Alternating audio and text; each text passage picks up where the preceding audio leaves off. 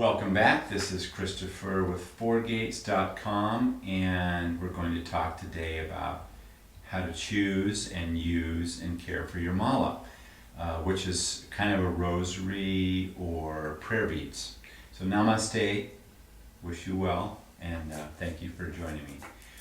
The purpose of a mala is when you're reciting prayer, whether you're in the Buddhist tradition, the Hindu tradition, the Christian tradition, and the Catholic Church is called a rosary, and in the Hindu tradition it's called japa or other, there's many names for it in the Hindu tradition. In the Muslim tradition they have their own names for it, but pretty much every tradition uses some sort of a way of staying in touch, being present with your prayers, and also counting them so you have a sense for how many you've done. And it's just a way of sort of, staying in touch with what you're doing. There is great benefit to using a mala. Many people believe that the mala absorbs energy from your practice, the sort of electromagnetic energy and the blessings and the prayers. So over the years your mala will change and become very special. Many times I've picked the mala up and I can feel something about the practitioner, and I can feel their virtuous nature and their good heart. And it's a wonderful thing. A mala is a beautiful tool. So generally the Buddhist mala has 108 beads. This one has 3 more beads because we've added what's called a resting bead. If you're trying to count them and you need to get up to use the restroom, or it's time to eat, or the practice is being interrupted for a break time, then you have a place you can stop. So we've added a separate little bead here. You can see it kind of there, I hope. It's crystal, and that allows you a place to stop. So it's kind of like a quarter hour, if you will. There's 4 of them, including the guru bead. So it gives you a nice place to stop. You can see there's the guru bead here at the top where the tassel is, which is usually a little bigger. And then you've got a resting bead here at the 28th bead, a resting bead here, another 28 beads, and a resting bead here. Just gives you a place to stop and pick up where you left off, and you can remember where you were. There's different kinds of malas. This one's semi-precious stone. Many people will get wood malas, such as sandalwood, ebony, rosewood. They're beautiful. There's nothing wrong with any mala. Whatever mala you use is fine. I prefer I like the feel. It's a very personal choice, and you should choose a mala based on what feels comfortable to you. I like the feel of the semi-precious stone. They're smooth, and they have kind of a real presence in my hand, and there's something about the tactile experience of it that I enjoy. So this is turquoise, and the one around my neck is lapis.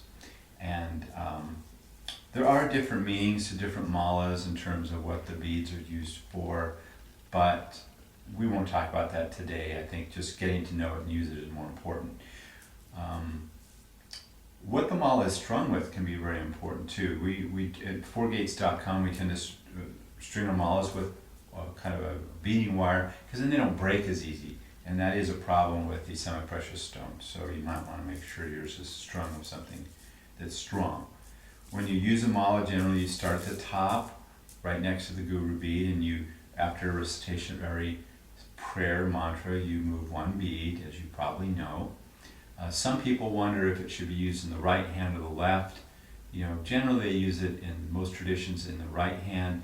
I think that's probably because in many parts of the world, the right hand is sort of like your public hand in Asia. It's the hand you touch people with, you shake with. And your left hand is your sort of your personal hand. That's because in many countries they don't have toilet paper and things like that. So it's kind of like used for your own personal grooming. So it's like your public self and your private self. It's not that there's any, special need to use only your right hand. You can use a mala in either hand, but many times people will use it in their right hand. And it's nice to have your mala blessed by a lama or a sacred teacher or practitioner that you know of. That really helps give it some specialness. And I would always encourage you to, this is something I teach everyone, don't coil it up too tight because it'll break really quickly and easily. Kind of coil it loosely, maybe like 3 loops like that. That gives you, a nice coil. You can fit it over your hands. It doesn't dangle too much that way.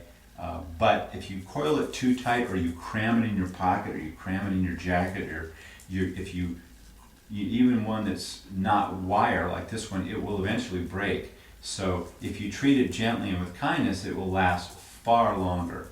And so treat it well. And oftentimes I recommend people using a mala bag, which I don't have here, but it's just a nice little silk bag that you can put it in. It keeps it clean, it keeps it safe, and then when you're putting it in your pocket, your purse, your jacket, your briefcase or whatever, your suitcase, it just keeps it clean and protects it from getting snagged and broken on things. So when you are done with your recitation mantra, sometimes it's nice to close with dedicating the merit or the positive karmic activity to the welfare of all beings. That's something I always encourage people to do. But most important is choose the mala. If it's something that you feel connected to, if you look at it in the color or the texture, you have to hold it. Just choose it because it appeals to you, not because someone tells you to or because you should choose one over another. Most monks and nuns use a wood bead mala, and they'll have a special semi-precious stone one for other uses. I'm going to grab one here for you off camera. This is a small Bodhi seed. It's nice because Bodhi seed is very durable, they're inexpensive, and they look nice. You can wear it over your neck just like any other mala. And they're very simple too, they're very stately. So Bodhi seed is oftentimes, which is obviously kind of wood-based, is very nice. And it gets smoother over time as you use it, and it also has a very nice texture. So I hope this has been helpful. Thank you for listening and joining me. Namaste, and I wish you well in your practice, and blessings to you and your family. Thank you. Bye now.